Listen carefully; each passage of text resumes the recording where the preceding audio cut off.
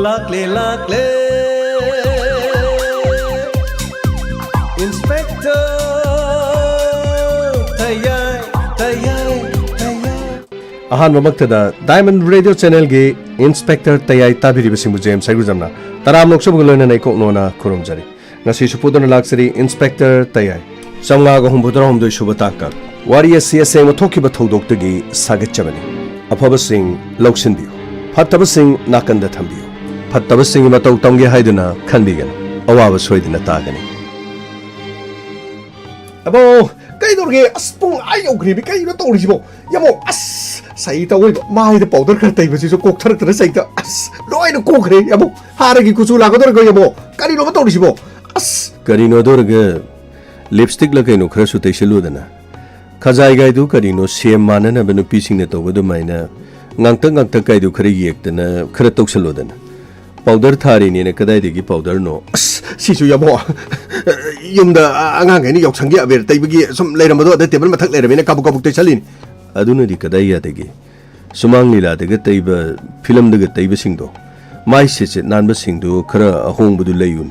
Crino on the 27 guide to Layun. Nangi Kutsu, the 27, they don't. Kano 27 Gajibo, Crino Karihano Dubo. Crino 27 is a Kutsu Kumen Kara talked about me the Taina Namin. Mina Haina do the YouTube to get Yauri to Karakari Yengede. Kieva na pami ba nupi na pami ba irang na phari ba karim ta suki ba hijoiti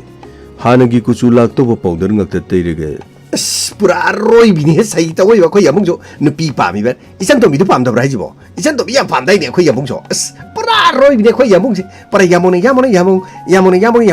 ne yamung hai ba na han tor kudo sarana khoi yamung na har kudo ai di wai kokok du chama na kudo thindat na ro phudut na da khalo ni khoi yamung di nupi ya pam da bai wani ni nupi ji sungpa pam gi dar bai wani ni ador kana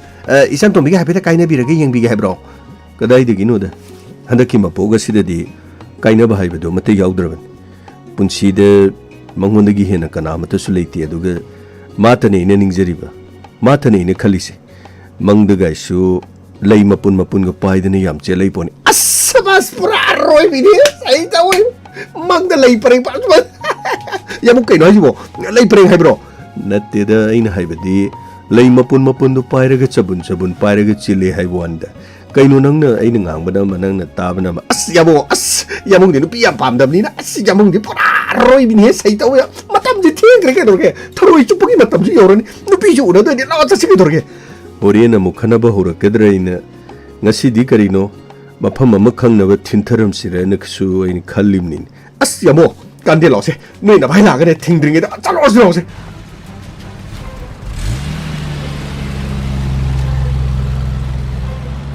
Gamai, gari do kama.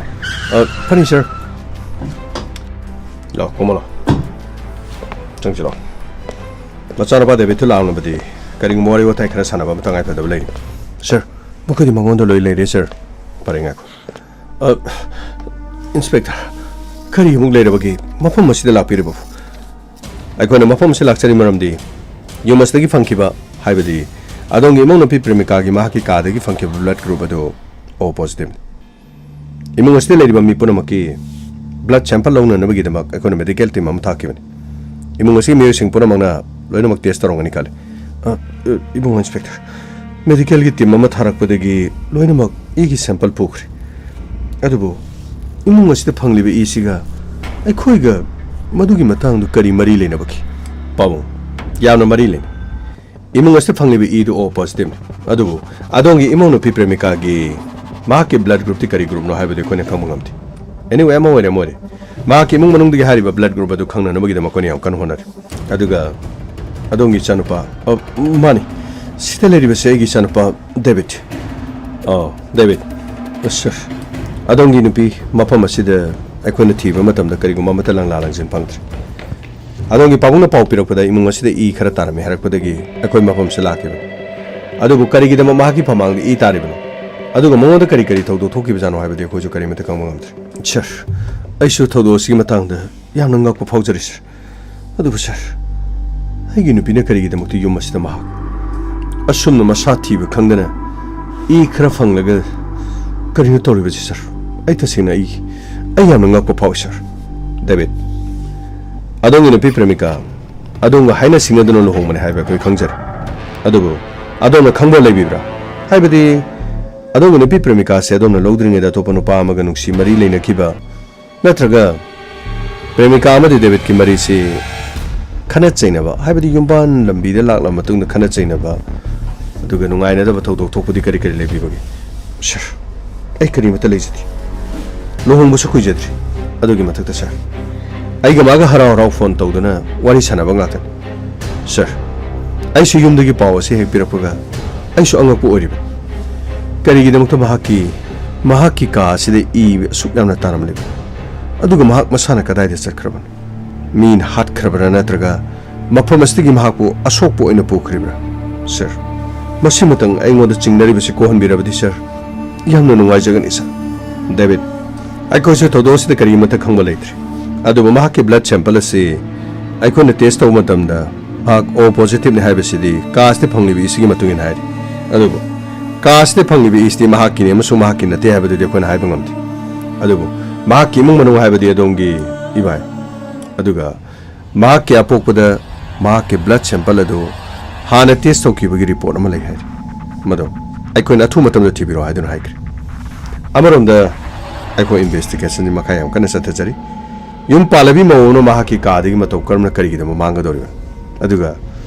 manglibana kari maramki kaamada asuk damba I sing taiduna leramlaga asokpana tra si masa phangdribna karigi masi tawge yauna tawba singnaba amaga loinana kariguma ma laman khumba natraga nungaina dabagi thawdo amada revenge laman khuma kumar sir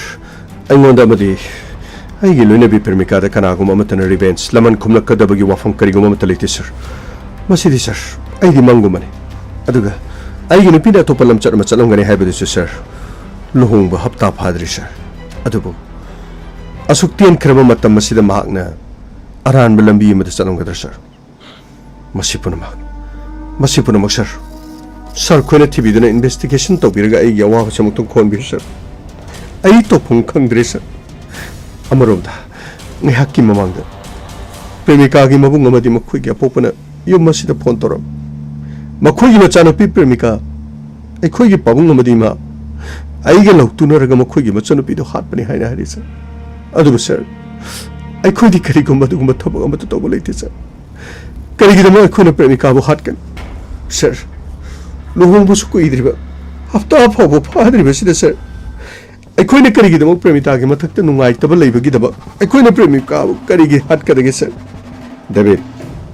nungsidaba natraga hat pa haibasidi anyway pung ama phaba nati numit ama phaba nati kanana khangan premika siraba matungda kanana kari kanariba kanana kari tongjari bhaibadu de khoju khangmu ngamdi adubu call details record athu matamda lan ngasidi soidana call details record laga case asigi mayona madi soidana puraga ne haibasidi thajabale aikhoi tasenamak adom halakwa ngaiduna lerama adongi wafam khara koina tajaring duna leramaga adom haibiri wafam sida aikoina kariguma kharadi khang anyway premika gi mahki mabungna adom da makoi gi machanupi photo haiduna hariba wafam adu aikoi desu makoi gi machanupi de photo pi haiduna khoi de giri talibani aikoina thiringa aikoina investigation tawringa istasu aikoina khangna photo taba man bagi wafam kharadi anyway masina khoi gi wafam amore karim to pakatiga adom hek lakpaga adongi nupi gi matangda kariguma khara khangningdana koina hangjaban wafam de koina su atopade gi koina khara khangmangam madudi adongi nupi premika amadi adonga haina signal ga lohongmani haiba wafam sidi nupi memna su hairi adu aikoina hangjaning bo wafam amakhakti adongi nupi ase hana adonga khangnadringi matamda atopa nupa amaga koina ramba khangnaramba nungsinaramba leibra haibase hangningai amori nupa adu kanano kari lamdagino haujina kari tawri aduga mahaki mobile number na karing case asigi mayona ma sengma khangna nabagi dama aikoi yamna kana investigation tawri aduga aikoi na mafam asle laksari basi maram sisu investigation asigi manung chal amori premika kanana karigi dama mahak yumastagi phadunu pukiban natraga kanana karigi dama mahak pu khudong thiba tholiban premika gi blood group karing masina khwadi ai han aduga case asle sener ma pona makisi dare ko chingthokna nabagi dama aikoi na pikre ngasi pung kharagi matungda di soidana aikoi di yawalaga sir madugi matungda aigi nupi premika gi khungul lebi sir mahak karigidama kanana phaduna pukhiban natraga mahakpu kanana karigidama hatpano mahakki masa phawu phangandabasibu sir masibu karini haina lawgadagi sir amukta taptabigadabe adongi nupi premika gi mahakki hek mabungna mang haribudasu mahakki masanupi bu nuksijabigi oramare karamna bu nungaigani masanupi longki ba kuidribadu yum mamada phamanga I meyam taraga mahakki kada leremdre harabadi mabung mapasing wajaba mama pasing wajaba haibadi masana tabani aduga aini hajaning bafam case asi loidringe da do yumdagi mapan thopigan haibadi chatpa taraba se khudi pau pibiram aduga adom sining singbiu adongi loina bigi blood group karino hain aikoi thumatam da case asi sengma langla langchim phothona biyamna kan honari aduga imung astagi blood test tawkibagi sample sing aduga loinena makha tana ko investigation adu makcha thajaki marone sidar gi record hela ko tanda karigum langla langjing kharadi aikoi shoidena khangani khali aikoi chacharuki tagai phadrabade ko na ko matamda station da lapi funny sir aikoi shoidena laksagi sir krino sir asigi nupa sidi sir ma di thamoi kra sengbadi male sir asi ma de ponga lan ba mi di oranga da ma de sir gamai min uri bu khodi ma noina mak aru banati aikona uri basi marumda mai thong ma gi marumda top mai thong ma leramba kanana khangan ngasi phawda khuna thengna po case khangkhrena sir ado de krino khan bana ma khalorga torokpana ma torokpa aduga oiram do bana ma malaga oi khibna ma oi besodum yawi ka sir mi asi sir tongan ma gi character sing asi de sir aduni gamai aikhoina tori ba thabak kodima masida langla langjin amade khogi mangda ta dunu lerga aikhoina khangba ngamdabadagi case asida kariguma likhuna mata khangba ngamdadun ngokchana dun leibama adugo aikhoi munna khanba tai munna investigation to batai chalo gari thoro CDR record hek puthok ba phaw case ase achumba amata leiru haine khale santos sir CDR record bu sir aikhoi sile satkibadadi soidana leidu male sir anyway nakoi mafam adu kharthuna chalo aduga report adu kharthuna pideba yaden hayo phagni sir gamai sir gari thoro phani sir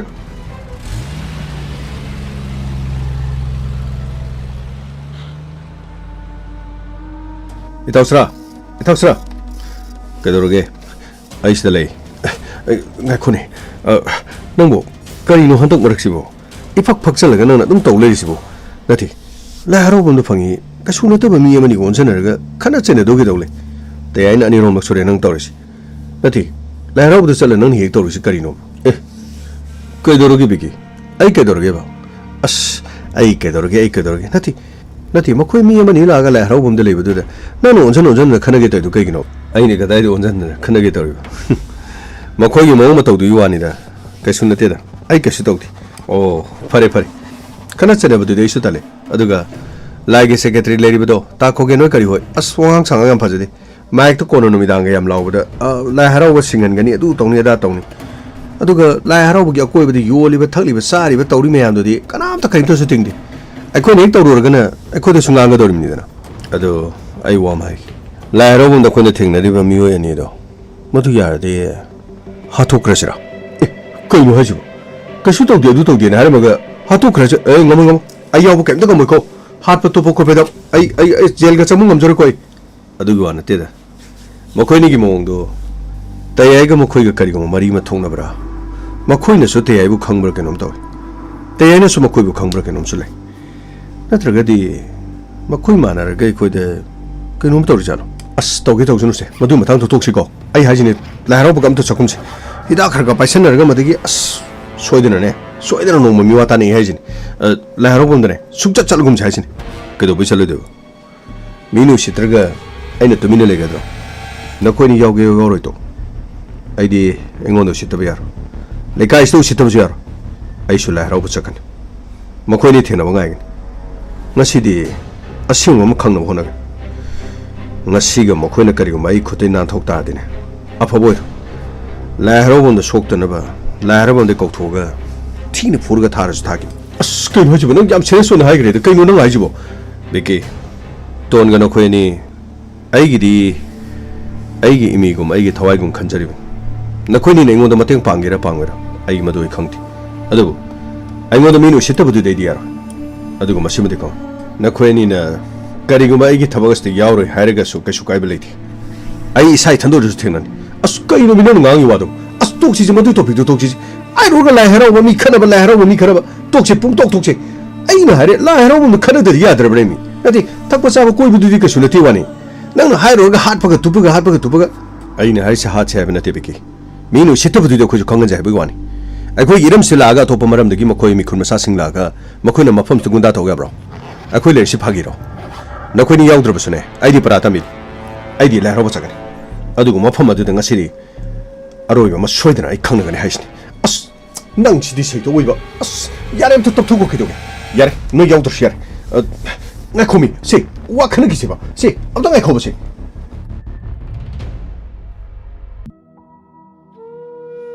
Premika nang na igi phamda torom liba sibu karino nang aigi yum pan bagi lambi asibu nang na phagi ni haina khalibra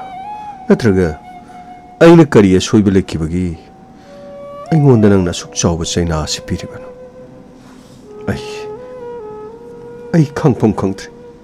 ai khanpham su khangdre ai kari tawgadabno haiba khangdre ni Premika nangbu kadai da leribno Premika aibu kairo le ka hesi de kari ore sige aina thabok chatholinge de nangbu kari khudong thiba nang khrabano nang nei ngonda di kari mata hairam de Premika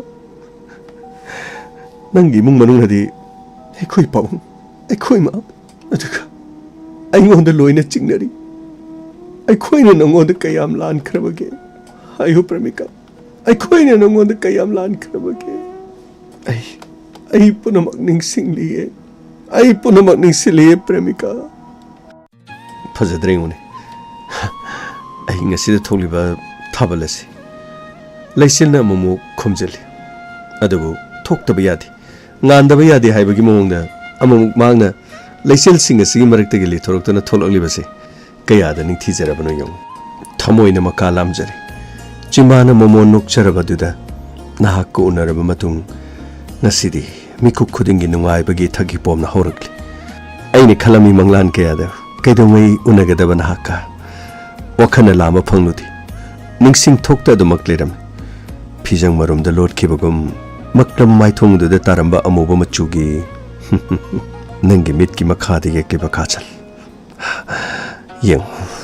kayada ning thijaraba ai thamoi sing asidi nungai bagi thakhaurakli ai thamoi se marol tholali kari no ari sibo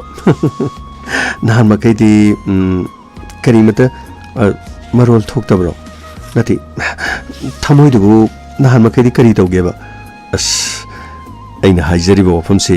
nangadi tarai lauramal thajagi mangalo thembi woni nangna aigi nungsibibu aina ningsingjariba aina sonjariba nangi nangalda natra yengo wanglaba chingi napomda yarik lebi pombi siglas nakhoina de kari su khangoi aigi wabai tawseng atiyada pairiba lesil kupsin liganu nangna aigi thajase aigi nungsi saktamni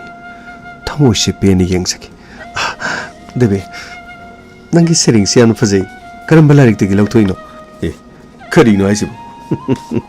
nangmu nungsidana aigi thamoi degi tholoko aisibu karamba larik tegi lautoino oh nangi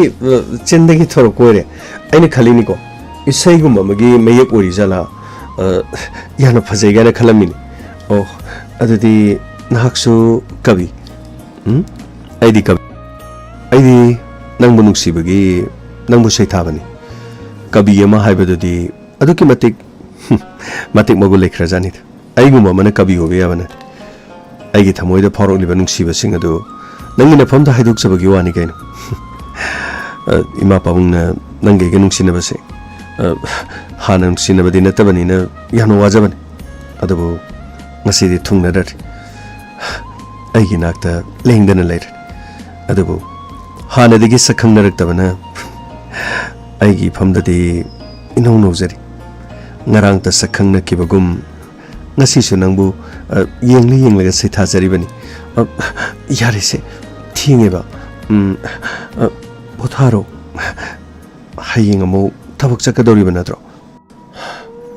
ngarang to ori bani adubu ngasidi aigi thawai mani khanchari binangna yumda lehorga ꯌꯨꯝ ꯑꯁꯤꯗꯒꯤ ꯃꯇꯧ ꯀꯔꯝꯅ ꯀꯔꯤꯒꯤꯗꯃꯛ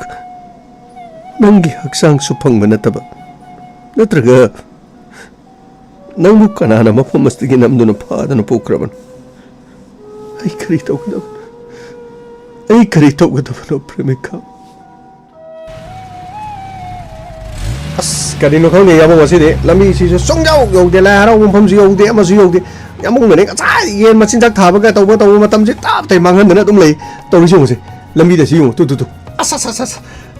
ꯒ꯭ꯌꯥꯟ ꯃꯦꯟ ꯇꯥꯗ꯭ꯔꯦꯀꯣ ꯑꯁ ꯅꯠꯇꯦ ꯀꯔꯤ ꯑꯃꯨꯛ ꯇꯧꯔꯒꯦ ꯑꯁ ꯇꯧꯔꯤꯗꯨꯕꯨ ꯀꯔꯤ ꯑꯃꯨꯛ ꯇꯧꯔꯒꯦꯕ ꯑꯁ ꯌꯥꯃꯣ ꯑꯁꯤꯗ ꯇꯧꯔꯤꯗꯨꯗ꯭ꯔꯣ ꯑꯁꯤꯗ ꯅꯟ ꯃꯅꯤꯄꯨꯔꯤ ꯇꯧꯔꯤꯗꯨ ꯁꯤꯗꯩꯗ ꯖꯥꯂꯤ ꯑꯃ ꯀꯔꯤꯅꯣ ꯊꯧꯔꯤ ꯄ꯭ꯂꯥꯁꯇꯤꯛ ꯑꯃ ꯇꯤꯡꯉ 하이하이ꯗꯅ leꯍꯧꯔꯤꯁꯨ ꯅꯠꯇꯦ ꯃꯥꯏ ꯖꯥꯂꯤꯁꯤ ꯌꯣꯡꯕꯗ ꯂꯨꯄꯥ ꯀꯌꯥ ꯇꯣꯡꯖꯥꯅꯣꯕ ꯅꯠꯇꯦ ꯉꯔꯥꯡ ꯆꯠꯄꯗꯁꯨ ꯍꯥꯏ ꯂꯩꯍꯧꯏ ꯉꯁꯤ ꯂꯥꯛꯄꯗꯁꯨ ꯍꯥꯏ ꯂꯩ ꯅꯍꯥꯟꯃꯨꯛ ꯆꯠꯄꯗꯁꯨ ꯍꯥꯏ ꯂꯩꯍꯧꯏ ꯖꯥꯂꯤꯁꯤ ꯌꯣꯜꯂꯒ ꯃꯁꯤꯗꯩꯗ ꯅꯠꯇꯦ ꯗꯨꯀꯥꯟ ꯑꯣꯏꯅ ꯍꯥꯡꯕꯁꯨ ꯅꯠꯇꯦ ꯂꯝꯕꯤꯗ ꯒꯥꯔꯤ ꯈꯥꯝꯃꯒ ꯃꯤꯅ ꯀꯌꯥꯝ ꯂꯩꯅꯤ ꯍꯥꯏꯒꯦꯕ ꯃꯥꯏ ꯄ꯭ꯂꯥꯁꯇꯤꯛꯁꯤꯕꯨ 하이하이ꯗꯅ ꯂꯩꯔꯤꯁꯦ ꯅꯪꯅ ꯑꯗꯩꯗ ꯅꯈꯣꯏ ꯊꯤꯠꯀꯩ ꯁꯥꯎꯔꯤꯗꯨꯕꯨ ꯀꯔꯤꯒꯤꯅꯣ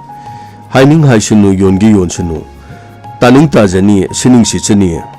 सूब नोम कल्लदी पैसा फंगे सिदी नंग इगन कन्नो होनबदगी लेकायद मी याम तमनरेदना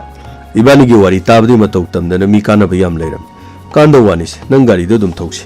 अस यामो पुरा रोइबिनी सही तव को यामुगी वासी करी मारू याब जानते पुरा रोइबिनी अदु युवाना तेमी आइना आइदी तोंगान मितो खंदोपगी थबक हौननब करीनो खरदि तौफैद्रो होजिंग मतमदा मणिपुर की मथंग सैसादो ओइगदोरबा तमथिरिबा पिबिंग मसिद तारगदी अस यलोमी सिंगदगिने मितोप सिंग मसिंग हेन किबे याबगी चांगसे खुंदा लैता मिनेरबे सिंग मनुंगदने अस कांबु अमना थाजबा यारोदो मोंगदो मिसिंग हेंगलकपा दुगा अतोपा कांबु अमनाने मिसिंग कायना हंतरपसिन ओइगनि मसिम यानो मुना खलुरगदी मणिपुर की यलोमीनि हायने लौनरिबा मैतै तांकुल कबुई अमदी मसिगे मानबा अतोपा फुरुप सिंग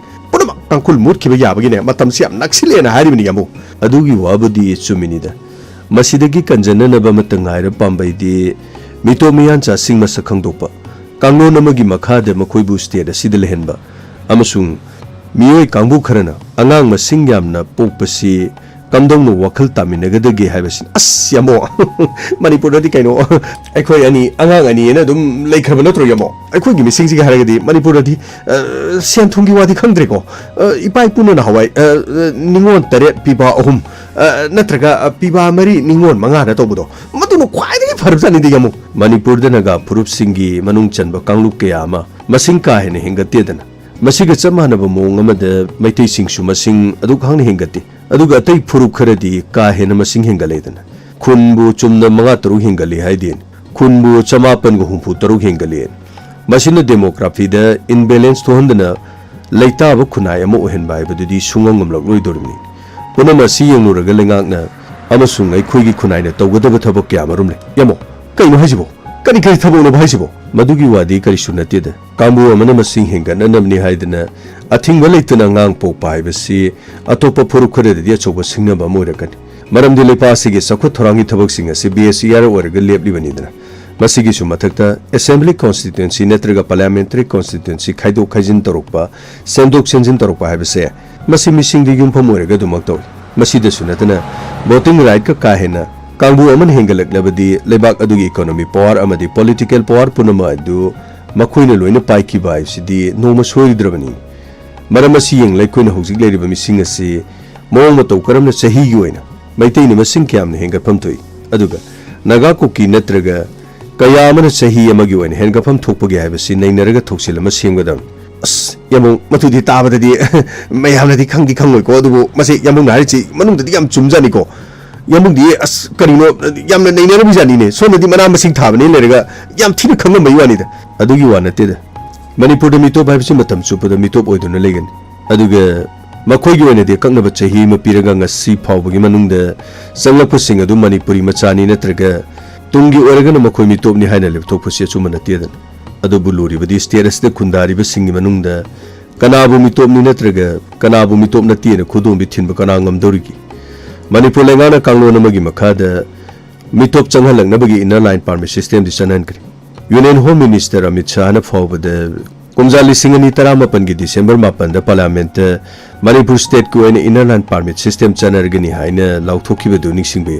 था दुमकी 18 central government President of India giving the Bengal Eastern Frontier Regulation 1873 Regulation 5 of 1873 की सेक्शन अनि की मखादा मरी सुबद पीरिब मतिक मयाय दुगी मतुंगिना ILP चनरे आइन ऑर्डर थोक्रिम नत्रो अस यमो यमो हारि दुबु करिनो एदि ग्यारम त तादि यमो लोलि मे अदु करिनो अस लोइना म ग्यावबो ngakतनि खबर दसु कइदि स्लोइ यावरिदना अखोइना खंगबम थोकपनि कोइना खंगदबइ वानी मदुगी ऑर्डर दुगी मतुंगिना कैबिनेट कुमजाली सिंह अनि कुन नत्रो जनवरी की तांग अमदा Manipur inner line permit system चनब होखिबनि अस यमो जनवरी की तांग 2020 वरेको अस ILP चनरे दो अस सुम हुजिबोक चनत्रि बुहेत खलुरिदि यमो नंगसु पूरा अरोइबिनि न पंगाइ दहाय खंगदि करिम खंगदि अई मुन खंजलुने इनर लाइन परमिट सिस्टम चनगदोरिबा अमदि चनरोइदबदु कना कना नोइदु मसक ताकननबा वाफम अमति यावरकिदबनि रूल सेम मतमने इनर लाइन परमिट सिस्टम चनरोइदबा कांबू अदुगी ममिंग मथानि थीन पनगदमनि मसीगिसु मथक्ता BSER मा थमगदमनि एसि सिविल सोसाइटी ऑर्गेनाइजेशन सिंगना तक्सिन बकिया लेदना हारिबो मसा अनि सि यावदबा ILP ओइबा मरमना अदुगानो मतिक मयाइ सेनबा ILP दि हाउजु फाबो ओइद्रिदना अदुबु तुंगी खलगा तंगाइ फदबा मितोप सिंग चेक तौननबा मणिपुर द लेंगा कि नौना फंखिबा स्टेट कैबिनेट की मिफमना BSER असि कुमजा लिसिंग अमा चमापन हुंपुमाथु ओइननबो वारब लौख्रेदना कोंथांग असि लेंगा की ओइनदि अचौबा सिंगनबा अमदि ओइखि अदुबु सिविल सोसाइटी अमगी कांगबुनदि 1951 ओहिनगदबनि हाइबसु दुम यावरिदना हौजिक तेलेंगानासु तरे तरा थोना खनर मतुंग BSER अमा स्लेप रगलबनिना खोइपुन मनो वकल खमिनबगी अमदि पांदबा थौदो अमत थोंदनबा स्टेट पॉपुलेशन कमीशन लिंगनेनबगी तक्सिनबा चुंगमनि खल्ली मणिपुर गी ओइबा नेशनल रजिस्टर ऑफ सिटीजन सेमदुना मितोप खंदोकपा अमदि मखोइबु मरमदा हलन किनबगी थबक पाइखननबा अइखोइ करिनो खरदि तोफम तुइ तुमिन लेबदि लेफम थोक्ति हाइबि वानिदा अस यामुंग दि पुरा रोइबि ओइ लेरमी यामुंग जि पुरा सुपर हिट पुरा हिट त लेरमी यामुंग जि पुरा रोइबि नि अस नंगदि पुरा रोइबि हारिबा सि खंगदि यादमनि लमदमसित पोगलदि येलौनि करिनो कनानो इदुमुन खंगदमनि अदु खंगदन नत्रो ngasi akhoi na mamang da kaithaki mayam no ngasi di mitop sina loini yosan kidena isagi ramdam sida koi karimata haibang amoi dorimni akhoi gi mafam sida ngangnari ba wasing di mina tawba thabak ta chakchak ngangba mina tawbu du masing thadaba kanthatpa yeithatpa phoidatpa asinga ta natran support tawba ai di panglei leiti mi gi namatoina punsinaba aduga magi phurumni hena saukhona bu honaring eda akhoi masen di yeng tinaring eda pungmang mang edana अस यमोंगी वफम सही तवोइबा थमोइ गाजे अस यारी गाड़ी दु खामुसे स्वाइ मपादे खाममदि होरेन मो करिनो मी फत्त सिंगदनु गाड़ी नुक्सित को lion थादोमनिको करिनो ngसिदि जगोइ साबै मखोन सुतादि मखोइ निदुबो जगोइ साद्रेंगे लाखपद स्वाइदे ngahaktang उनहौसिरो यानी यमो गाड़ी से स्वाइदे खामगिसे मोइ लाखपदे हेक्ता स्वाइदे हेक्ता वारी मचा म तोर लोरे स्वाइदे खामजरगे को यमो यारेनी खामोनी इस करिनो नि नंगो यमो गाड़ी से कितंग अहनबो ओइबनिना इस अहनबो गाइन सेकेंड हैंड हाइदैने सर अमथा संजरगे सर चतोस कलथरो कलाय सर सिदा लेरे सर सिएमटी युंबि सर कली सिदिया रेकॉर्ड सर सिगी सिदिया रेकॉर्ड सर प्रेमिका की माकी थौदु थोपु निमिदे सिदे माकी मयुम हाइबदि माहना लेरिबा नुपा मयुम सिदे माकी फोन से लास्ट लोकेशन होकी मदुगी मतुंगी फोन से सर अदम स्विच ऑफ अदम लेख्रे अदुगा सर नुमित असिगी नुमिदांगी पुंग 13 फाउबदि माकी नुपागा वारी सने करी मागा नुपा वारी सनाबा अतै थे मतमदि सर नुंथिंदसु नुमिसि वारी सनकी अदुगा नुमिदांगदसु वारी सने अदुगा सर नुमिदांग थेंजिलकपदा माकी नुपागा वारी सनाबा लोरम मतुंगदा नंबर अमा खक्सिदैदा करी नंबर सिकना सर नंबर से मी असेंबर सिंगदब्रा हाइबदि खंगद्रे इनाउ मचा हाइदना ले सर इनाउ मचा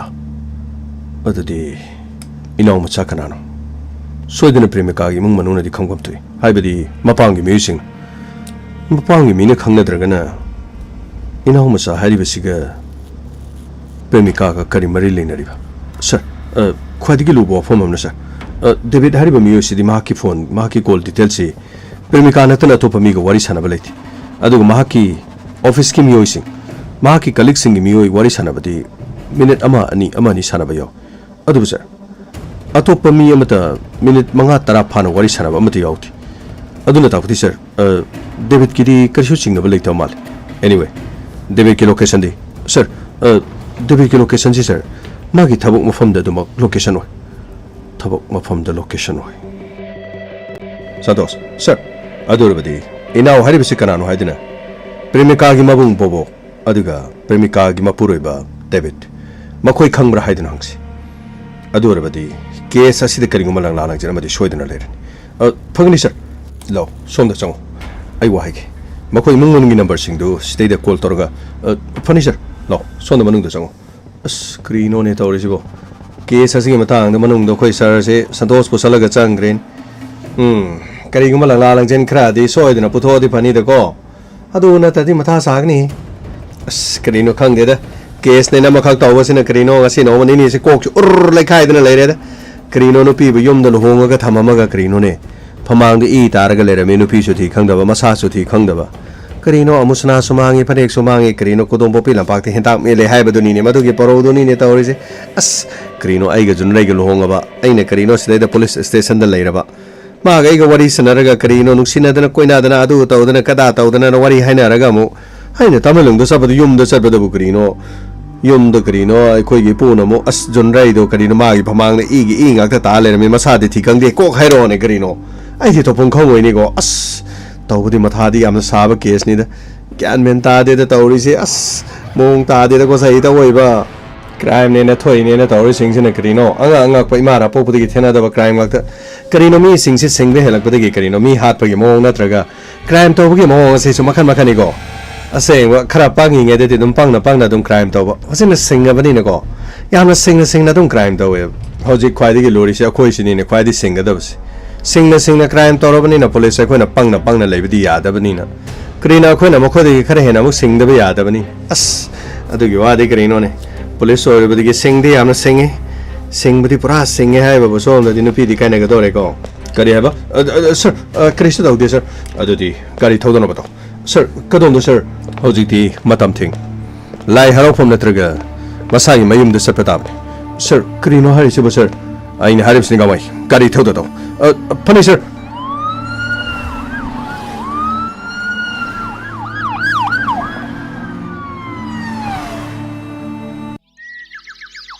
as yamo lai haro bu ki krino mi si mari election je loi ka khana rin krino ko gi san to biga akoi yu nuk sige lak tris bu kamai to bu mi yamo lakchani de dum karino nang na ipapa khali du karino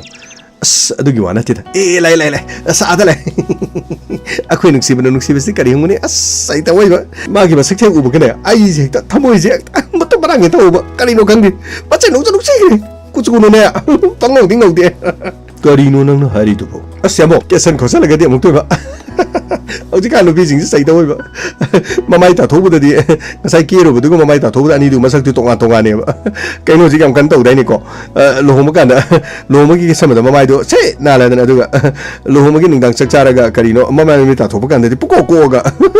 masak ka loi na khenar ga le bu yamo madu mak te ko nuk si da di soi da no to ani kari no ni nang hari du nuk si da di thore herek to ma le du ga nungshida thuani harisibo asyamo yamo mamaido karino koke koksuno da kaiso khaidi da thaboi senga loida nungshira loida natra yamo karino ni nang harido bitu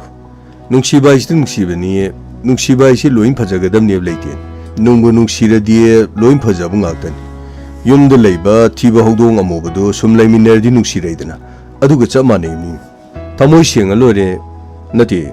yamna chumna niyom kaidre lorin nungsiba isi di adum thamoi de penthong na bangaktani amaga yana bangwani hoi phajaba isi adum mine loin kalang na bangaktani adubu karino nungsina yenga daga thibjuna ti kaino nangna pamadi lore kaino as pura arroi bi nungsina yenga ga thibna ti kangire yamo na hari do isu loi kangire yamo ai ju pura maloi kangmo jani yamo akoi nuksina kitang masak che kitang lesan bi da yamo nu khali wa khandoi pura maloi na kangmo jani adugi wana te de nangna sum haibdu da haiwani akhoi di samani chumni yenga su karino adum chumna dum ui karino dum isan dong no ui da yamu adu wana te da sekoi yamu wa ta para arroi bi ne chaita nukche no yak chala isan to bi no inga sadi ngai le re mini as karino स्वाइद लोइने लेरमिसिबु मी अउबसिंग मु लोइने तमक्तना अस यारे दै सन्तोनि नंग सुबा धप्ति असेंवा परा demand नि demand याम लेहनबै मोंनि को नंगिसो अस कइनो ताइतो demand gi wanati अखै स्वाइ थोंगान दलागा तुंगदे इनबगि नथ्रोबा तौरिदुबो नथि सिदैदा मु मोय अनि हुम दमु थोलो अदु अदाना मु तौरदि अस यामना तलिदा खना चेनबदो अदुगि वानेबा ngai khode nangsu itona haibsu haibani noi swaida karino moi ani hum nei khoide da sum yengjalaga moin tori mongdo ai dinga siga thingnaradi amat lem thararoisin laikon su yodri swais tega mukhoine changchalaktana afau saba khotpaga tawtaradi ngasi di druba kana noi doi soidina masak khangan ga dorim as yare yamo adugi wakhando thado kaino nati khanaba la ira nambo ai unaba la ira ba as nangna dumu hairakpada thamoi semu loina nauthagrin lakpabudi nang unaba lakpani nang unaba laktradi kana moi mapa kana una lakpanon yam thi chobi akoi yamung nai je pura chomani nukche ichan no bia akoi yamung nai je ti chogol jani ngachi dine mafam masida moi kangmu du thengna ra dine pura makoi sai thum mata adum taladam kana no haijibo kainu ni yamo sida lep lerami nati nakoi ki se koi yamu se tabai wani ngasi di koi mafam masida ngana la lai harobom gi lai pungsu nati ngasi di mafam stu wam ta seng nganas kari no ne harisi iru zaning baga thongra tekpaga chap mana bai wani oi nangni amu se trish nangni ba kainu noi te chibo sidi da noi te chibo kainu na ba ei nupi ani chalo nani chalo ala bungdu chalo mafam stu koi na khoi gi nuksina ba ni se ngasi di para mata mi nahan makai khoi da haudunu le bani ei tarokon yamo 그분이 여봉도 튕그래 여봉 투정 여봉 그래 해봐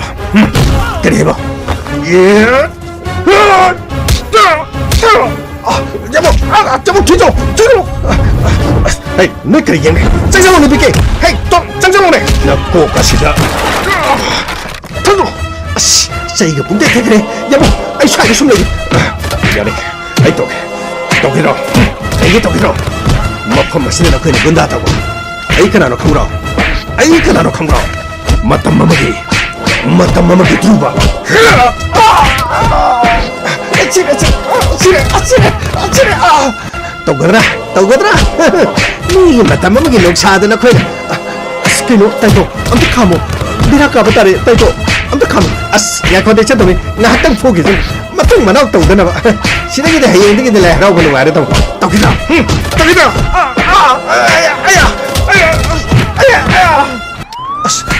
Tunggu, polis lai. Taito, aku itu mau nilai isti kamai tong ni. Kamai tong. Kesukaan lu dari sana tu, asini kamai gak kan sih? Jambu, hey, ngako, kali gino, drop, ngako, am tu ngako. Am tu kam. Kali ino ne drop, kali ino mi puri drop, kali ino ne na mo tu ngako. Aku ni nahan degi, tauguno hai bede, tada begi. Ngasi di para matang tambigi, dene kabu popa sum torum bai wani da. Yare, drop yare. Aduga, aku ino tirak pamima. Ngasi di mafam masih da. Aku ke kota tar. Hey, nak kau ikan cenduri. Nak kau ikan cenduri ke? Teh, aku cenduri ke? Masih lamnya mele. Masih para mati tambi bacum deh. Mah, aku kota sih kita bani. Saya ini mana cara ke? Dap na mana tahu ini. Kau ini tahu ini. Hey, yare, tumle ini hari. Nang, aku ke kota tar bani. Kari, ini kari gini teh. Ini teh aku kota kari gitar bani. Nacet hero. Premika kanano. Premika kanano.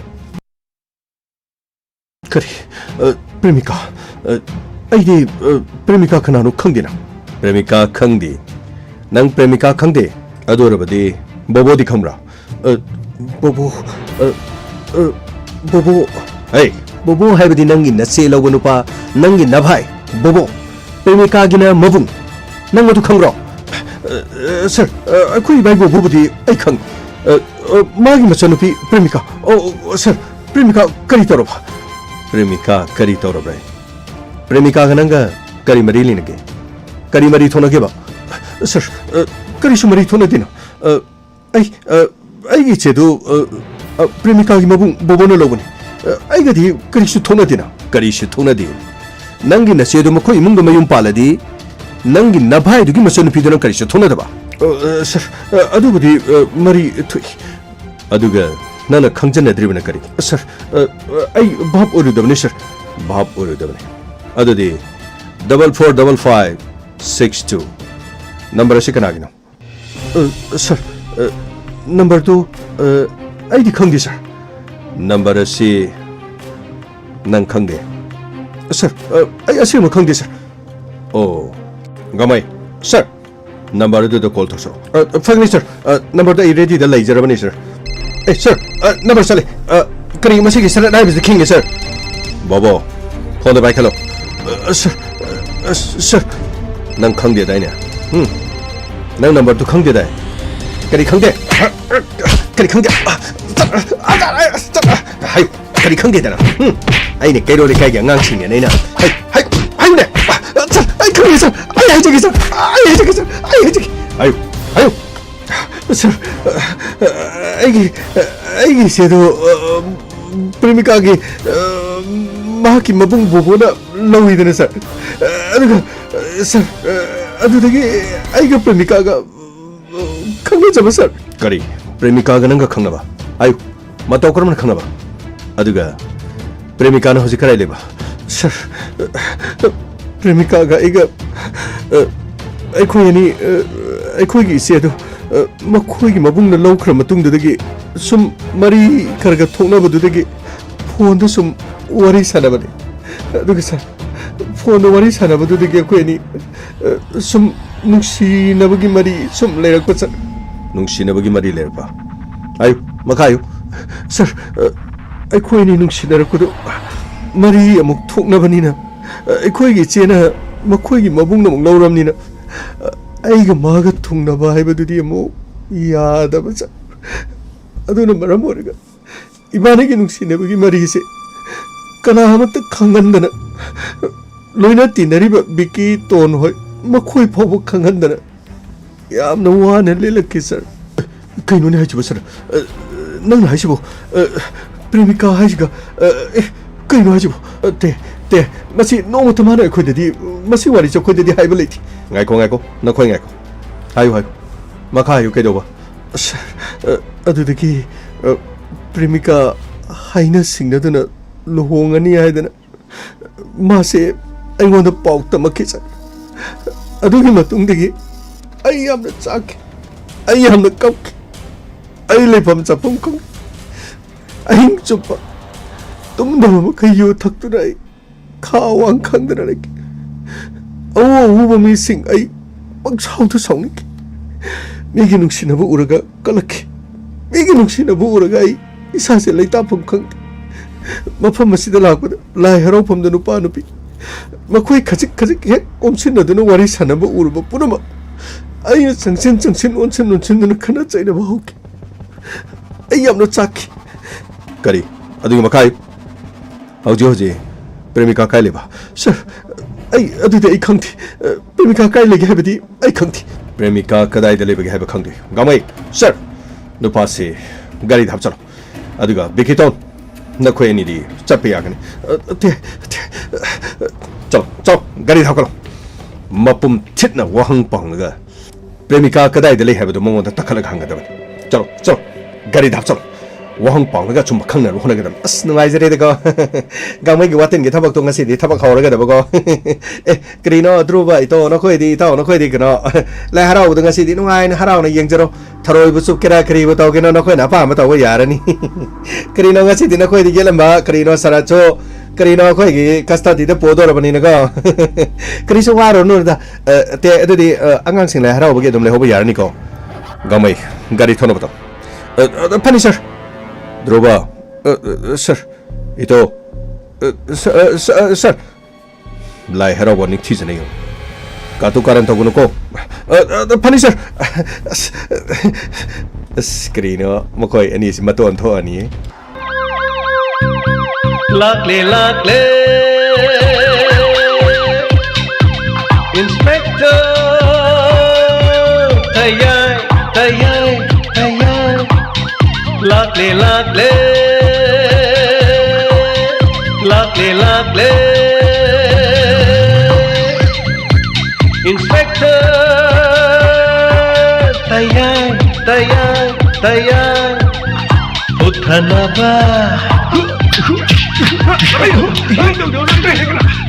Kanbinaba. Thank you, sir. Welcome. Uthanaba. Kanbinaba. Inspector Tayai Tayai.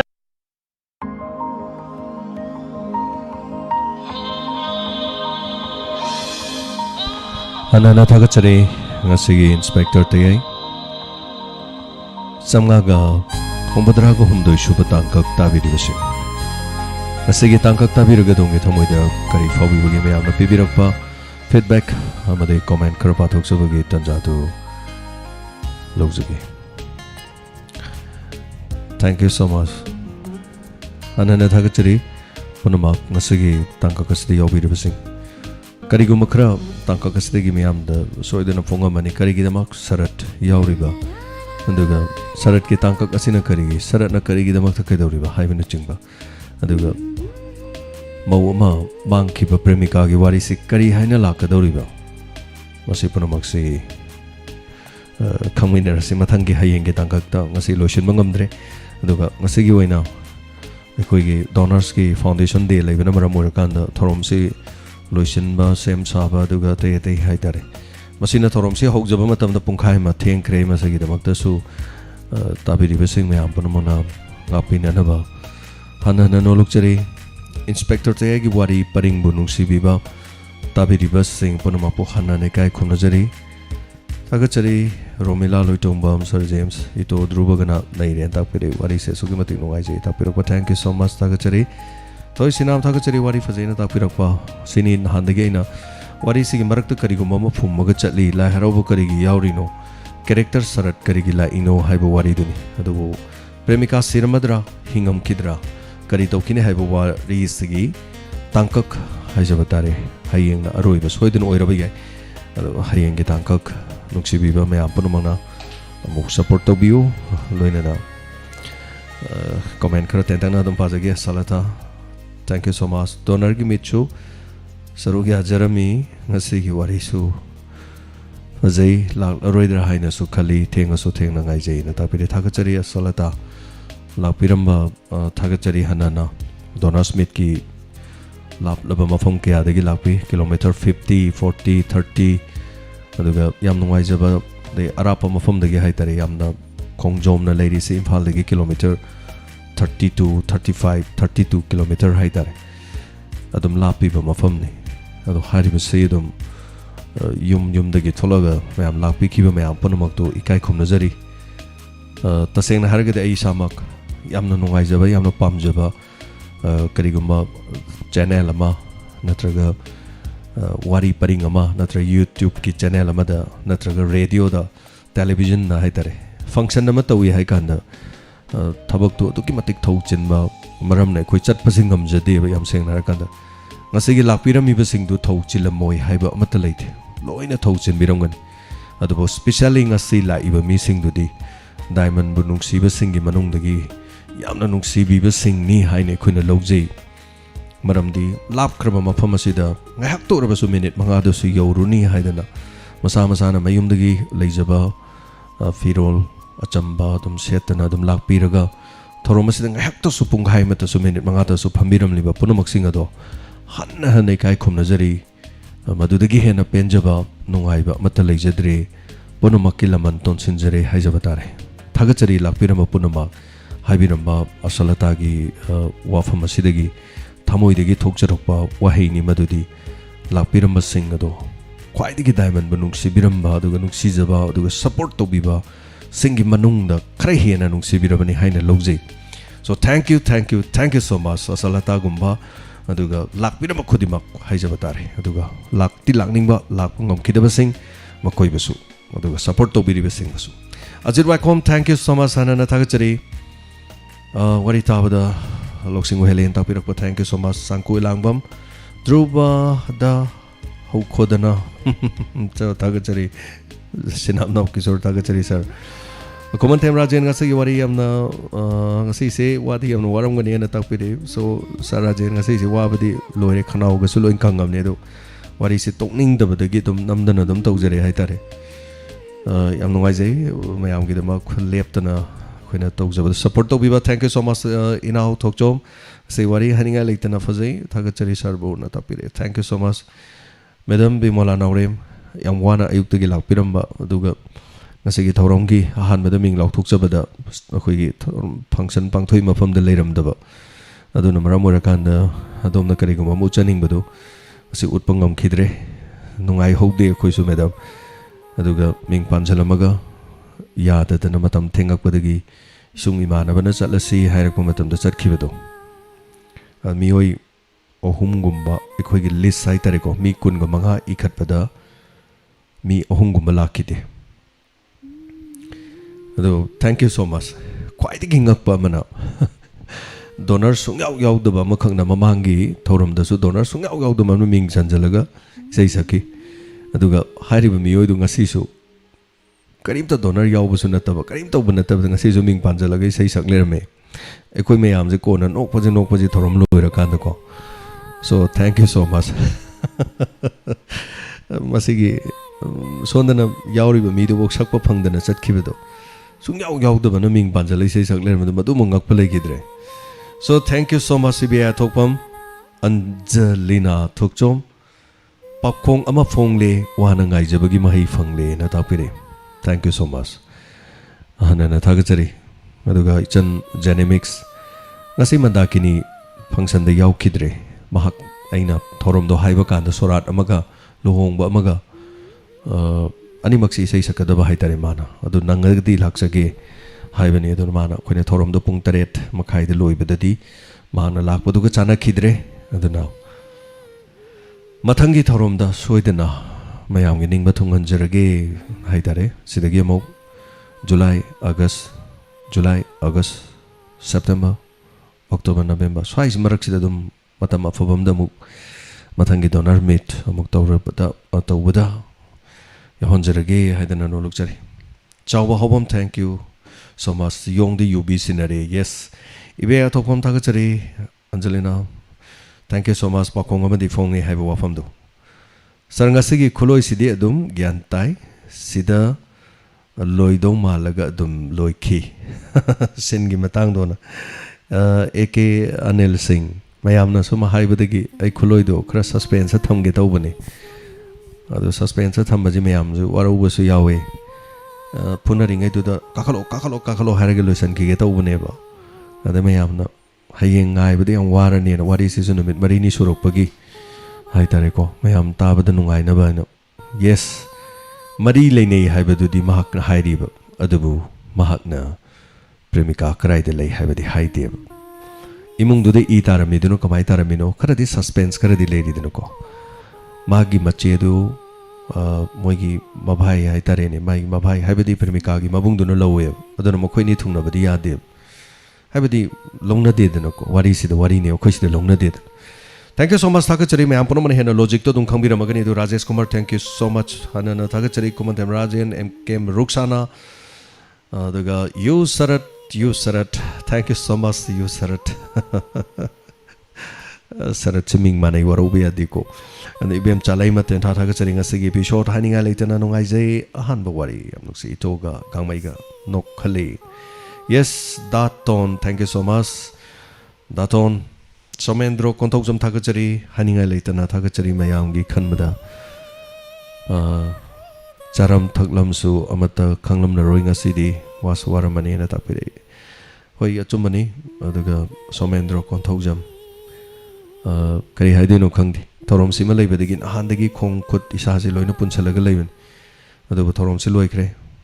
kokthak arumba madi thangthakre adubu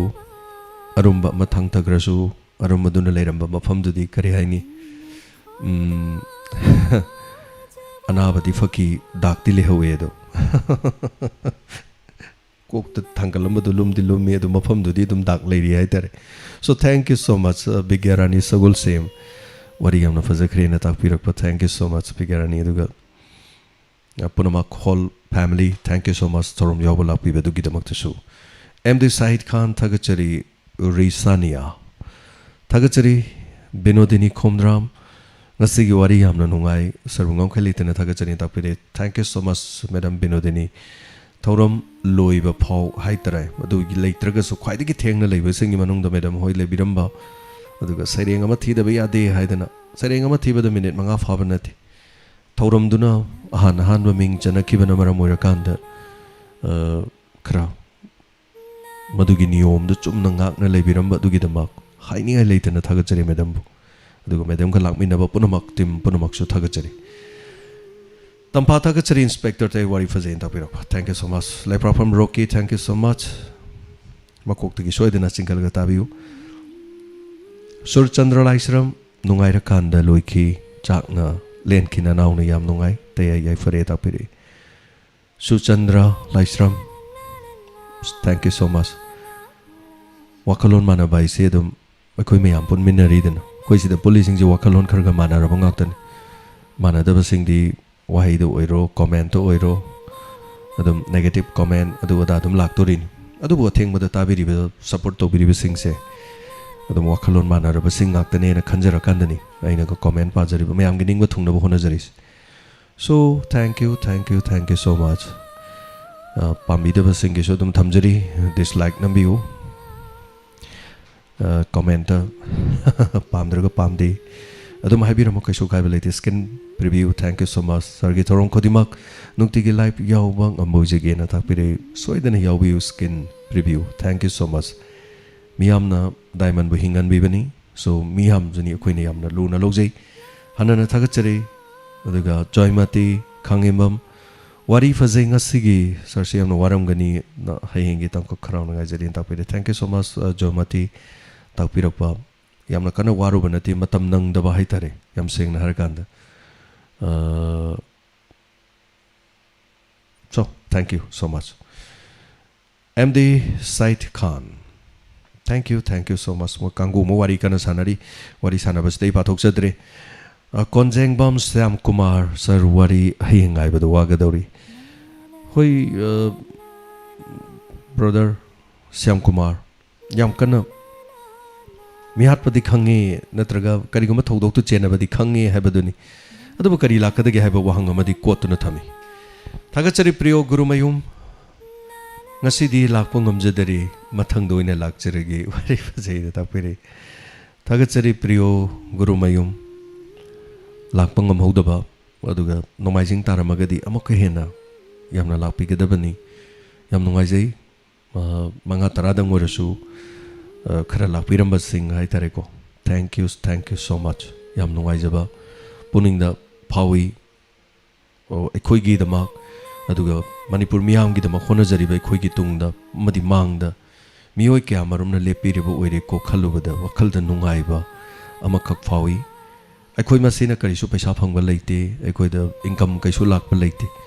but Ekoi the Lak, Makak delay, Karilai. Ekoigi Tona, Makaklai, Karigidama Upai Lazadrava Singda. Ai thandana pairaga makut pairaga chingkhatpado aina ngamdabadu hauji ti miyam leibanina soidana makut pairaga mabu punchi chupagi chalhan mangamdrabasu chingkhalaga hogalan ba phawbadi ngamgani haina wakhanda khali haitare madugi thauna du miyamna pibibani hanana thagachari punamak aduga omita laisram thagachari asigi diamond donors foundation day yamna nungai king asi wari sunungai takpide. Thank you so much omita. Toromdu internet marakta kodong chada badagi internet ki tangkak na part 1 2 3 4 haitare makhal mari thokna leki adu tangkak sing adu madudagi ahalaman sing ahan bada saktak pa adu na ha mayama saktak na ba mathang isai tawwa matang apa tangkak sing dasu lahauda ba sing na yengbiu comment pibiramo. Thank you so much hanana thagachari Madam Bimola. Once again, Mukana the Sutagachari, Kasu to in a wabble lady, the Matam Nang the Benihitari am saying no. Kea in a war over the lady, Ayadum Pamaga, or the Mayam Balay Mayam Ubirongani. Mazit wari se loisin badung amdre thabak leibani na haitare waro wibe ade wari khara sangi hayeng la kadoi wari se dum khara sangi ngasi loi bai du sungai yaroi pung ani mo hendum changani na hayeng gi pung ama khaksare. So thank you so much hanana thakase okram tombi wari fazai premika do hinganinge takpire thakasari premika hingbe hingda bai yengminasi. So Jadumani Abuzam wari se yamna nik hek lawhalida na takpire so thakachari waro bibeade nomagi soidana bani na haitare aduga thank you so much Ravisana Yumna Pariben program arranger thank you so much dubu soidana horen tabiu taba phangau Soniyo Singh brother yaragadi hausi matam sigi wathok wariba drug mari leinaba wari khara na tapire drug mari leinaba di Soniyo Singh hana mamang da drug ki khara di yaukre aduga hari basida drug mari leinaba ne adana police tolaga hita tholok pai wari se khitang luba haitare ko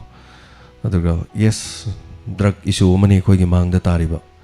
aduba drug ki issue ji de khoina khanaba kanda haitare lising la khanarasu karimti yaroi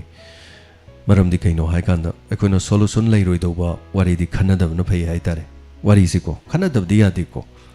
drug file lupa crore kaya ge drug file kanana dandi pi dorige dandi pi ne bagi ek ti leisu leitana yu yon be hade dry state ni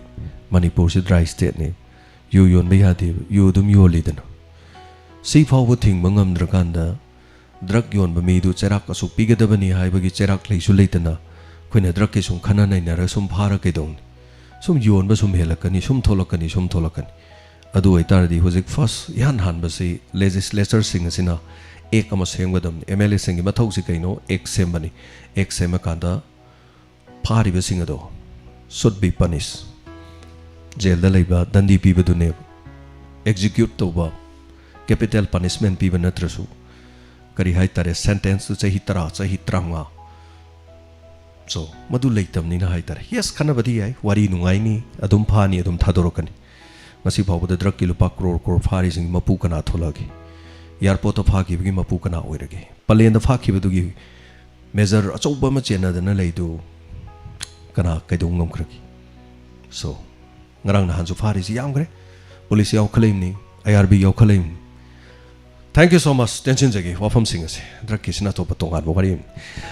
So, anana thakasari say matang kodol tamjagi me apana magda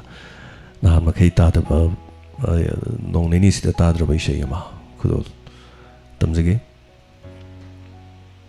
koi raung na rabi misna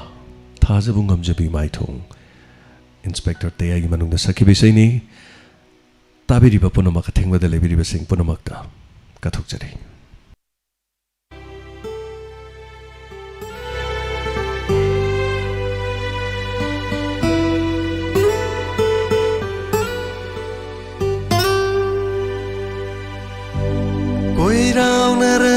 Mishna Thaja bungam jabi maitho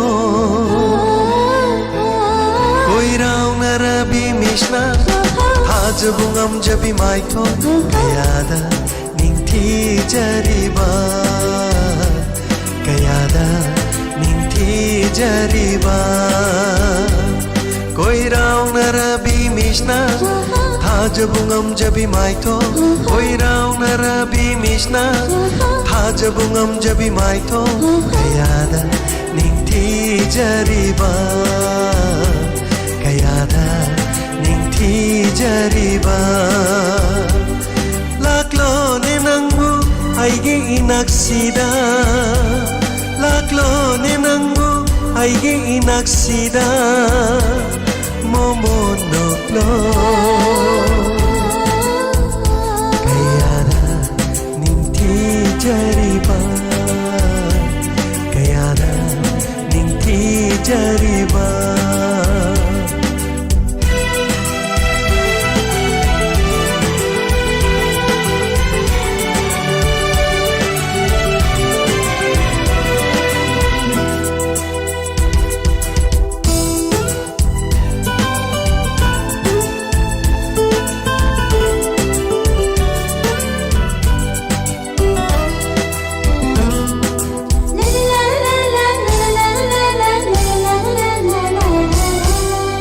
leirang thambalgum ningthi jabi mai tho angang ba leirangum tangang la chimba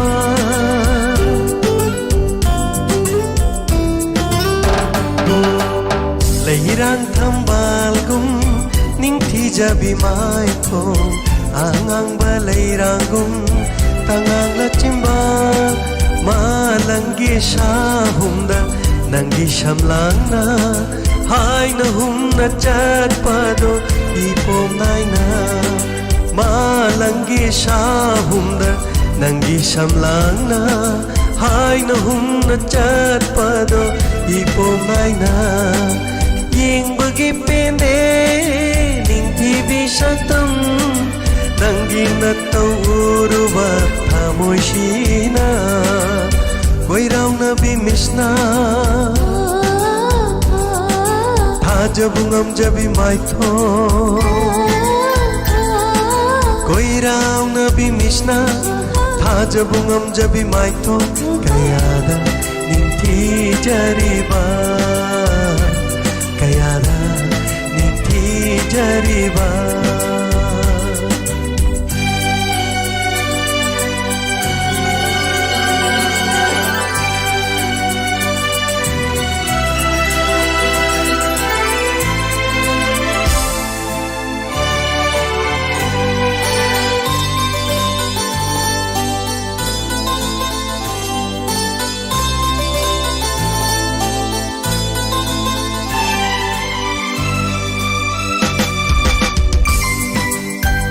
Jabase yabiradi aigi punsi she kathok sagi na phamda punsi chupa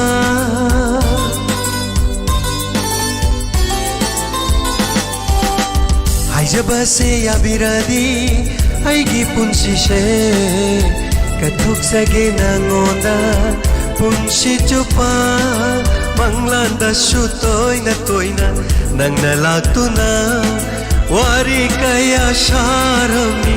inata nangna manglanda shutoy na toina nangna lagtuna wari kaya sharami inata nangna mapo khudingi lepcharage nangsu aigi damakta lepiyu ko koi raung na bimishna jabungam jabi mai tho koi raung na bimishna tha jabungam jabi mai tho kayada ningthi jariba kayada ningthi jariba aigida nangse oijage aigida nangse oijage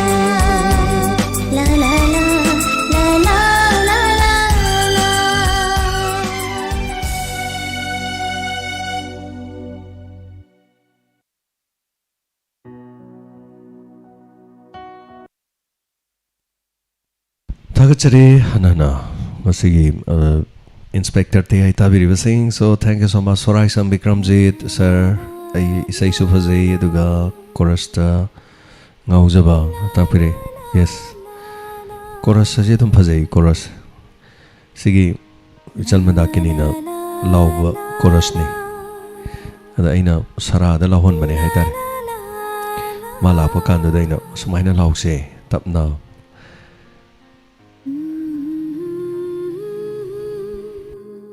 Karamba Mishum Laiwa Bopu no Toba Aina Nuksi Jabi Habi say Dugi Haitare Sarani. So thank you so much, Thagachari. Binodini Komram Thagachari Nasigi. So thank you so much. So Chandra Laishram Isai Sina Asidi Tumning Faudre. Thank you so much. So Chandra Habirapasagidama. Commenting Tongam Pibira Credo, Loina Matak Chakre, Baba Nangundre.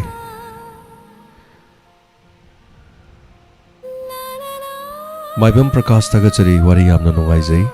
Dhruva शरद पु फुखिबगी याम नुंगाइजै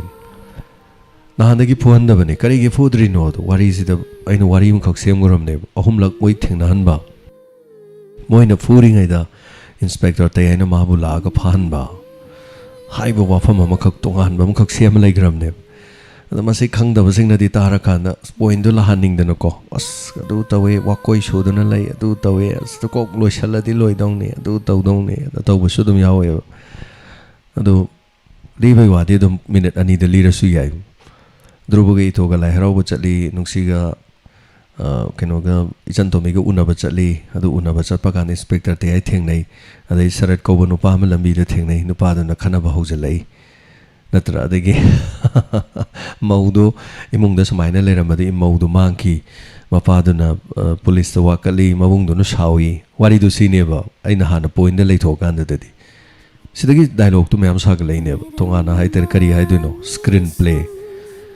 गा हाइबदो खोगी कनोदा screen play दुने dialogue तुनेबा दुगा dialogue तो ओंथोकाना मयामदा Coke तो उरुर लैरा पुहलिने हाइतारे सो मसिनी लीबै वादे minute अनि दम लोइनेबा पारी वाहिंगबम थगचरी याम नुंगाइरा कांदा लोइग्रेना ताकपिरपा थैंक यू सो मच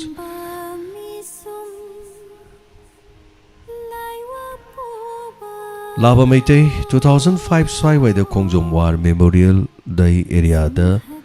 जू ओइ करी ओइ मचागुम्बा अमा लैखिबनी हौजिकसु लैरिब्रा ना ताकपिरे ओइ लाबा वाइल्ड लाइफ की अमा PFA गुम्बा अमा लैरम्बा माले अदो लैखिद्र माले हौजिकतिको थैंक यू सो मच हाइबिरकपसिगिदमा sir ngasido thengba fauba leiningbani adubu angang singna garden da chase haidana dum chale na takpire hoi kaisu kaiba leite madam thaga chari ngaktang warisu lakpiramadu yam nungai jai family whole team thank you so much lakpiramadu haitare aikhoina sinjari dudi mayam naga lakpiba aduga amaga kongna dana wari watai sanaba adugu madu khanganingba aduga ai sini ai chawbani tombani gana khanghanningbado adugi wani da mayam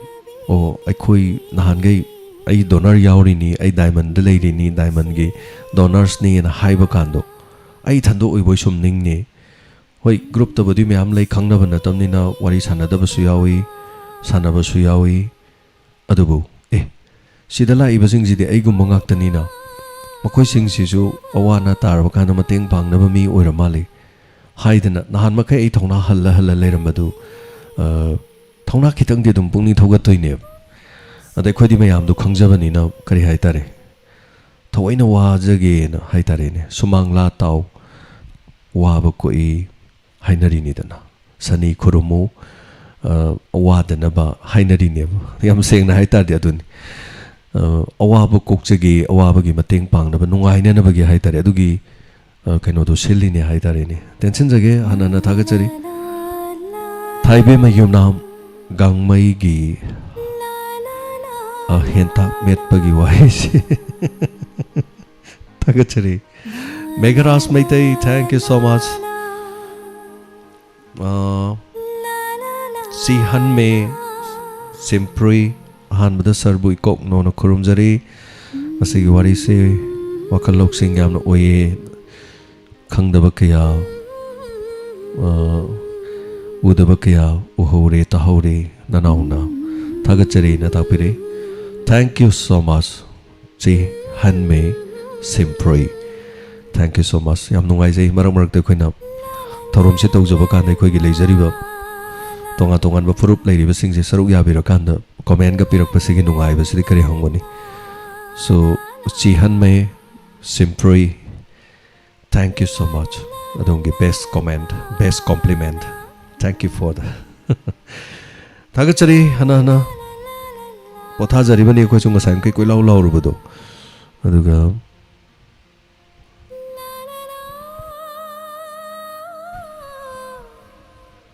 मथंग दैसै मदंग खुदोल थमजगे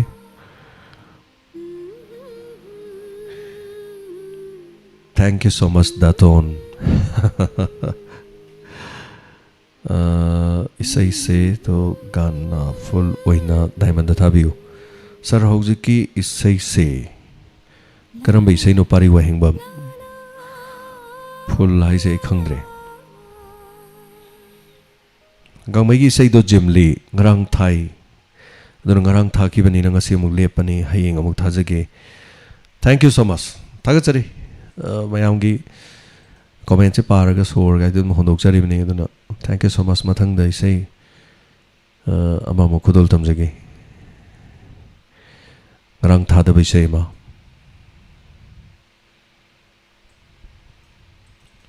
सिंगसिन बिरे नंगना आइबु नंगी ननाक्ता तयाई अमते तंफापुन सोमिना के विषय खुदल तमजरी विनोद कुमार शर्मा ने music होइबा आई सामा के मैं एकदम दे खोंजेलदा खुदल तमजरी ताबिरी basic में आपन मत कथुक जरीबा सही सिंगसिन बिरे नंगना आइबु नंगी ननाक्ता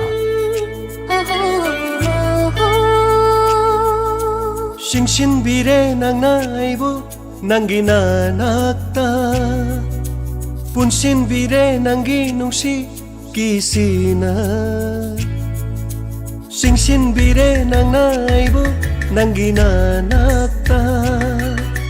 Punsin bire nangi nungsi kisina Aibu natanungda Aibu punsigi Aibu natanungda Aibu punsigi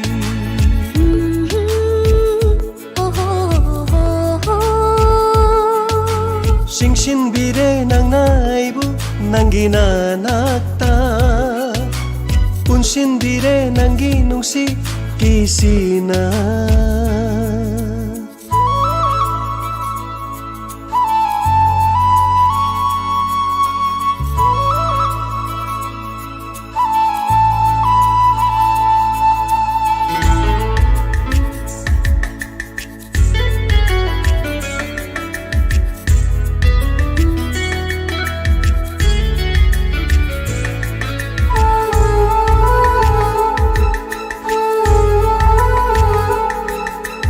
Aigi thamoy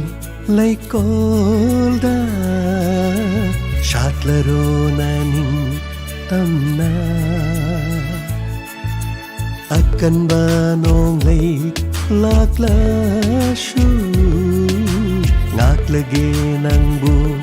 kindana ba pullage nung si kisina Aigi hangla batamoy laikolda pullage chetna punsigi lingdana ba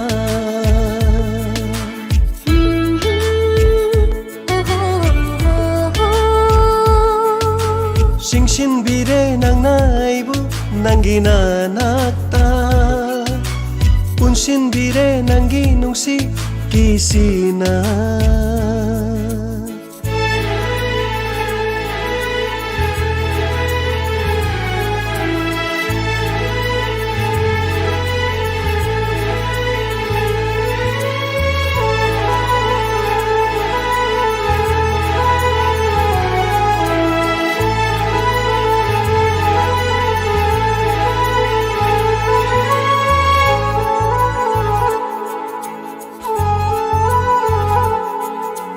La la la la la la la la la la la la la la la sumhat pire nangi mitjena lot na yeng ba mit na duna thadok la roi nang bu punsigi oi na Satlaro nang na Aigi laikol sida Pullage cheta Punsigi lingdana ba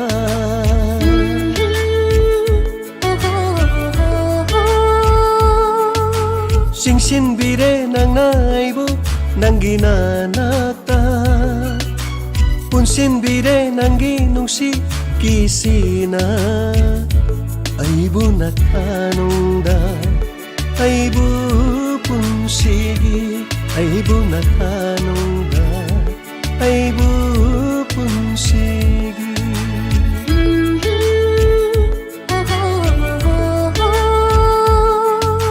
싱신비레 낭나이부 낭기나 낙타 punsinbire nangi nungsi kisina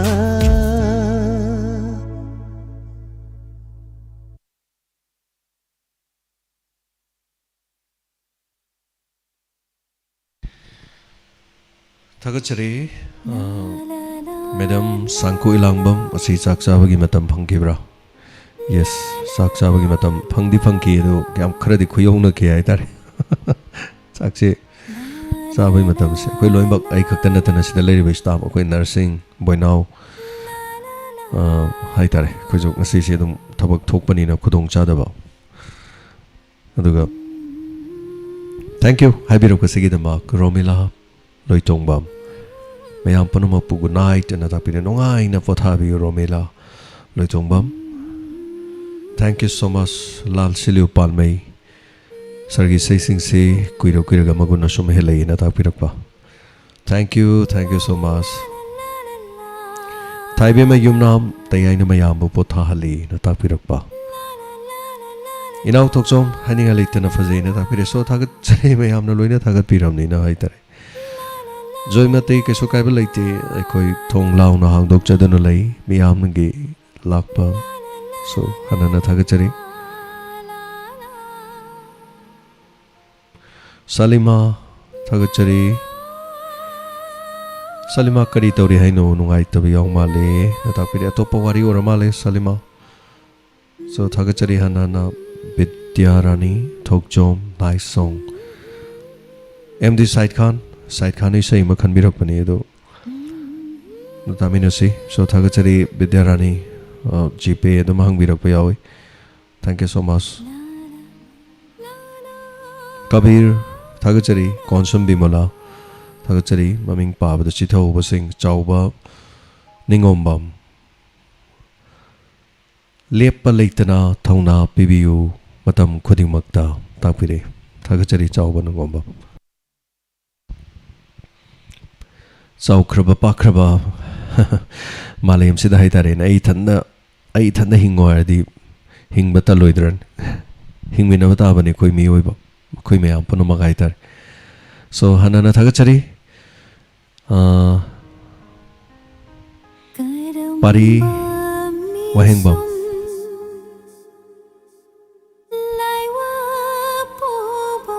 ai pari wahengbam gi wafam se loksan ba hujik su ngamjadri thank you so much thagachari edu ko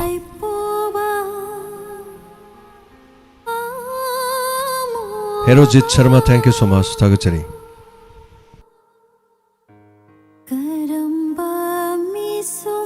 Mathangi saisi kudol tumdagi.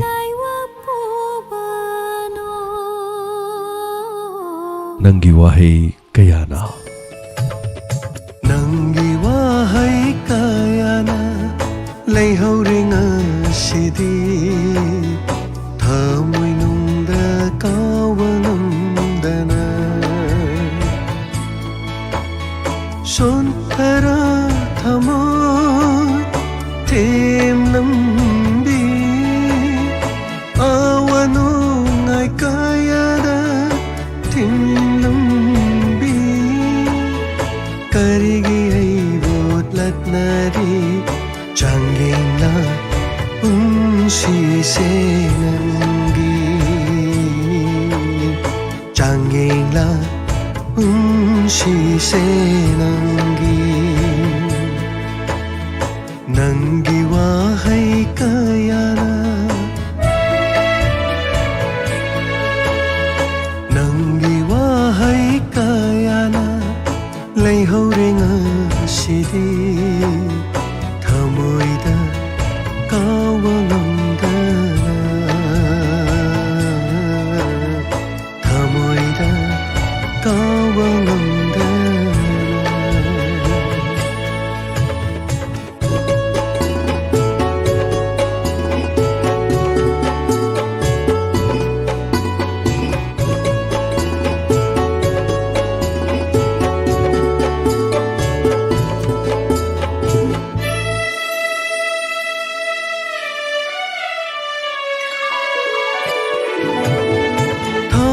생암대 템진바 마콜톡 나카플레리 나시디 타모이 생암대 템진바 마콜톡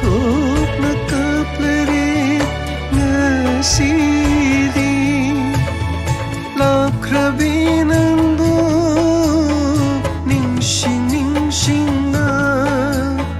Love krabinando Ningsing ningsing na Lay haure hay di ido Kang laba pamilong Kang laba pamilong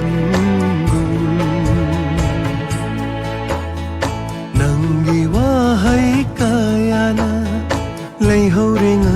asidi thamoida kawangda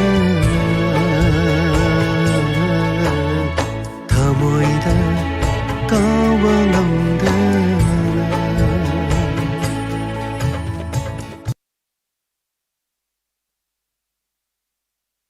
takachari anana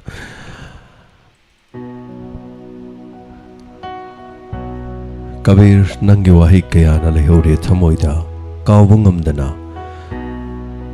nangi nungsiba karigi latnaviri aibu nangna thamoi se kairi nangi wakhalda haibiraku tagachari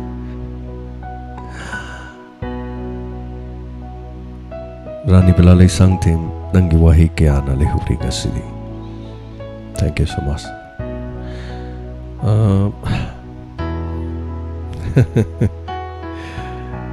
TAYAI ahan oikini khanbada wari na takpirapusu yawi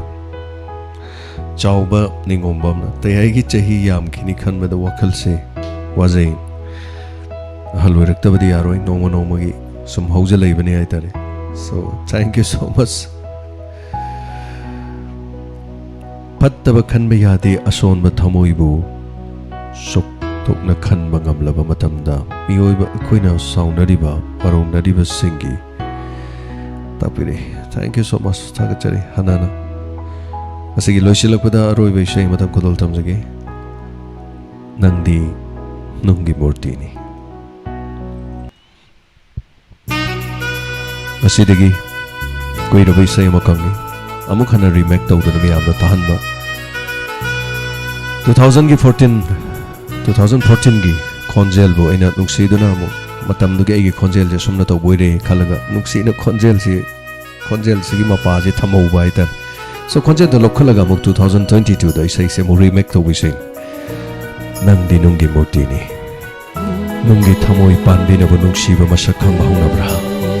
nangdi nungi murti nangdi nungi murti Panbini nangdi nungi murtini nungi thamoy panbini nungi murtina bu nungsi khangba hauna bara nungi thamoy dabu minungsi gigi yauram gadara Nangdi nungi murtini nungi thamoy panbini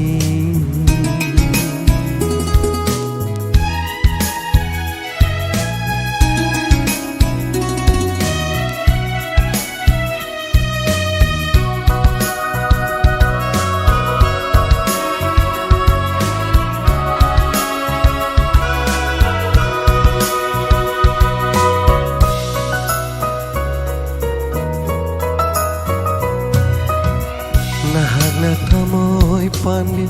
oi ram laba minung si khang bi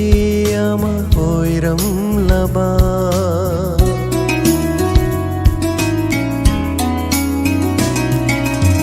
nahak na thamoi panbi oi ram laba minung si khang bi ama oi ram laba asuk wajaram loi aigi punsi asuk wajaram loi aigi punsi miku matasu nokcharam gani miku matasu nokcharam gani nungsi baidamat wajaram loi nungsi baidamat kapcharam loi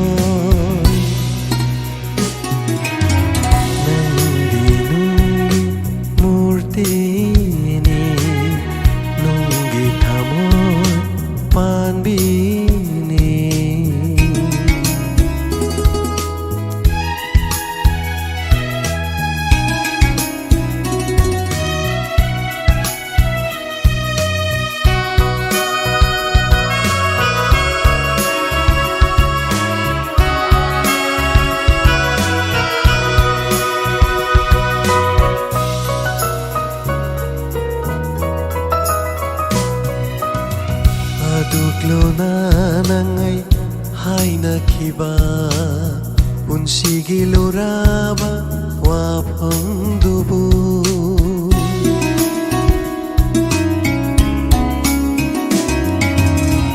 Aduklona nangai haina khiba punsigi loraba wapham dubu karigino nangna kai halliba karigino nangna kai halliba thamoi pandebo taklam libara thamoi pandebo taklam libara masibu nungsibagi hauna sara masibu nungsibagi hauna sara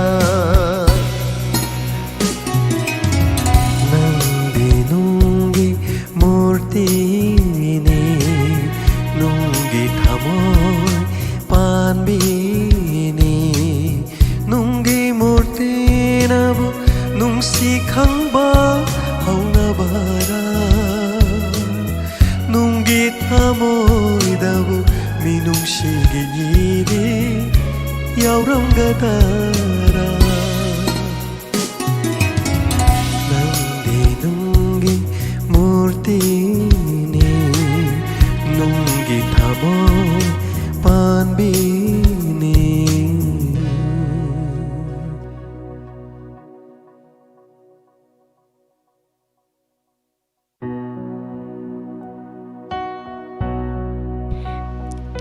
Thagachari hana maya punamak asigidi isai sing asino lotion jabo jage adaga pari waro bibade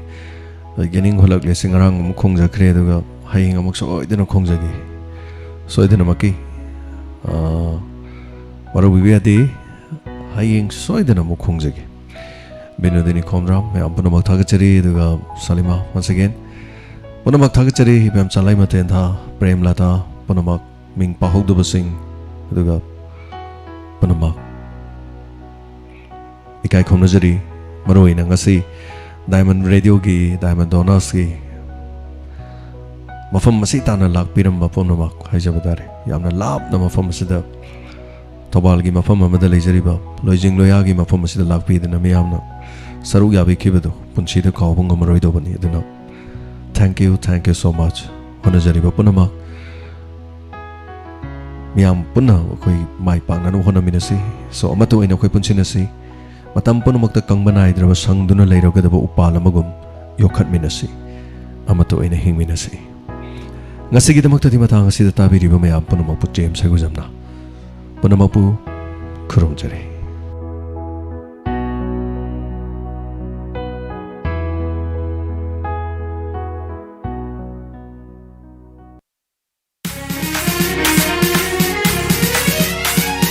Laikhasuna satlaba laikoni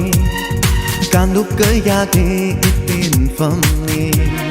Chetaba laitraba Hachangi tawaini Diamond FM Radio Diamond FM Radio 91.2